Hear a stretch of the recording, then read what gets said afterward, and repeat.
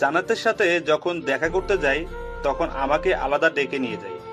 হয়তো কিছু বলবে তাই আমিও আমার কলিগকে রেখে যাই। ভাইয়া কেমন আছেন? হ্যাঁ ভালো, তুমি কেমন আছো? জি ভালো আছি। আপনার সাথে কিছু কথা ছিল, তাই এখানে কষ্ট করে আসতে বললাম। সমস্যা নেই, বলো কি কথা। ভাইয়া আপনি তো জানেন আপনার কলিগ আমাকে পছন্দ করে, তবে ওনাকে যে আমি পছন্দ করি না সেটা বললে ভুল হবে। তবে তবে কি? আমার বিয়ে ঠিক হয়ে আছে। জান্নাতের মুখে বিয়ের কথা শুনে অবাক হয়ে গেলাম। তোমার বিয়ে ঠিক হয়ে আছে? বললে না যে একবারও। ভাইয়া আসলে আমিও জানি না, সেদিন আপনাদের সাথে কথা বলার সময় আব্বু আমাকে দেখেন। বাসায় যাবার পর আব্বু আপনাদের কথা জানতে চাইলে আমি সব কথা খুলে বলি। তারপর আমাকে বলেন যে বিয়ে ঠিক করে রেখেছেন, আমি যেন ওনার মান সম্মানটুকু রাখি। এখন আমি কি করব আপনিই বলে দেন। শোনো, মানুষের জন্ম মৃত্যু নিয়ে তিনটা ভাগ্য যেন লেখা থাকে। কখন কার সাথে কি হয় জানা নেই। হয়তো তোমার ভাগ্য সেখানেই লেখা ছিল। তুমি অতীত ভুলে যাও আর বর্তমানটা মেনে। আমার ভুল না হলে তুমি আমার কলিগকে হয়তো ভালোবাসো, তাই না? হুম, আপনি ঠিক। আমি ওনাকে পছন্দ করি, তবে ভালোবাসি কিনা জানি না। কয়েকদিন ধরে একটা ছেলে আমাকে পছন্দ করতো। যখন আব্বু বরের ছবি দেয় তখন ভেবেছিলাম আমাকে পছন্দ করেই বিয়ের প্রস্তাব পাঠিয়েছে। তবে আম্মুর কাছ থেকে জানতে পারি সেই ছোটবেলা থেকেই আমাদের বিয়ের কথা ঠিক হয়ে আছে। আরে, তাহলে তো খুশির কথা। তুমি বর্তমানটাকে মেনে নাও। আমার বন্ধুকে বুঝিয়ে বলবো। আর আমাকে বিয়ের দাওয়াত দিতে আবার ভুলে যাবে না। জান্নাত আমার কথা শুনে হেসে ফেললো। ওর হাসিটুকু দেখে সত্যি খুব খুশি হয়েছিলাম। ভাইয়া অনেক কৃতজ্ঞ আপনার কাছে। আমি আসি তাহলে। সেদিন জান্নাতকে বিদায় দিয়ে আমার বন্ধুকে সব কথা খুলে বলি। ও সব শুনে মেনে নেয়। তারপর কাজের জন্য সে বাইরে চলে যায়। আর বিয়েতে আসতে পারেনি। আর ভাবতেও পারেনি জান্নাত হবে এই বাড়ির বউ।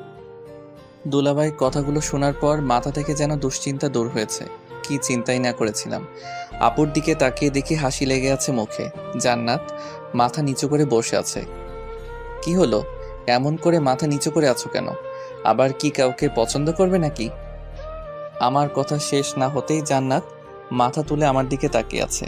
চোখের কোণায় যেন পানি জমে আছে।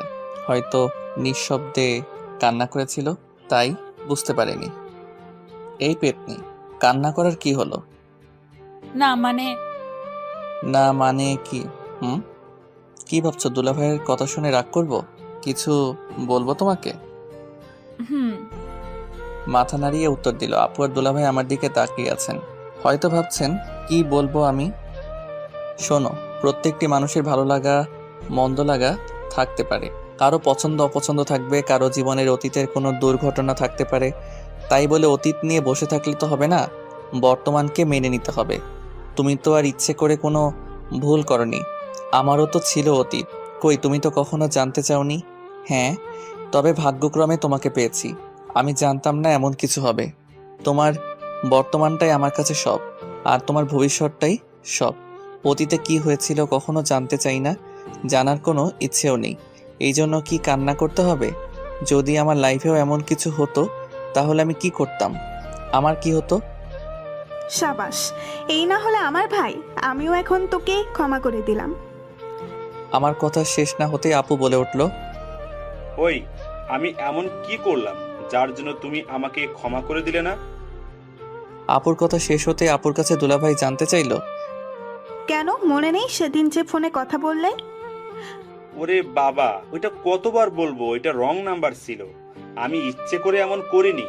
আর আমি কি তোমাকে ছাড়া অন্য কাউকে ভাবতে পারি? হয়েছে, থামো। যদি কোনোদিনও শুনি তো সেদিন দেখবে আমার রূপ কেটে ফেলবো একদম। আপু তোমরা ঝগড়া থামাবা? এত ঝগড়া করতে পারো তোমরা? তোমাদের কাছ থেকে তো আমরাও ঝগড়া। ব্যাস, এইটুকু কথা বলেই থামিয়ে দিলাম। তাকিয়ে দেখি জান্নাত আমার দিকে রেগে তাকিয়ে আছে। আর কিছু বলার দরকার নেই, হিতে বিপরীত হবে। আমরা কি? হুম, আপুর কাছ থেকে কি? জান্নাত প্রচন্ডভাবে রেগে তাকিয়ে আছে আমার দিকে। আরে আমি কি সেটা বলেছি নাকি আপু আর দুলাভাইয়ের মতো ঝগড়া করব? আমরা তো মিলেমিশে থাকবো, কোনো ঝগড়াই হবে না। আপু আর দুলাভাই আমার কথা শুনে আমার দিকে তাকিয়ে আছে। তুই কি বললি আমরা ঝগড়া করি? না আপু, ভুল করে মুখ থেকে বেরিয়ে গেল। আর তুমি কি ঝগড়া করো নাকি, আমি কি সেটা বোঝাতে চেয়েছি? এমন মানুষই না। আমিও চাই জান্নাত তোমার মতো আমাকেও শাসন করবে সবসময়। দুলাভাইকে যেমন আগলে রাখো, আমাকেও জান্নাত সেভাবে আগলে রাখবে। আপুকে কোনো রকম কথাগুলো বলে দুলাভাইয়ের মুখের দিকে তাকালাম। বেচারা আমার দিকে সেই রাগী চোখে তাকিয়ে আছে, মনে হচ্ছে যেন আমাকে গিলে খাবে। আমার কথা শুনে দেখি জান্নাত মিটিমিটি হাসছে, আপু আমার দিকে তাকিয়ে আছে। আমি পারবো না, বিয়ের আগেই তো অন্য মেয়ের পেছনে ঘুরেছেন, আবার আমি কেন? ওই মেয়েকে নিয়ে আসেন। জান্নাতের কথা শুনে আপু আর দুলাভাই আমার দিকে তাকিয়ে রইল। আরে বাবা, সেই মেয়েটি তো তুমিই ছিলে, আমি কি জানতাম নাকি তুমি হবে আমার বউ? তাহলে আরো আগে থেকেই তোমার সাথে ঘুরতে পারতাম। হয়েছে জানি, আর বলতে হবে না আপনি কেমন। আমি কিছু বলতে যাব তার আগে আপু আমাকে থামিয়ে দিল।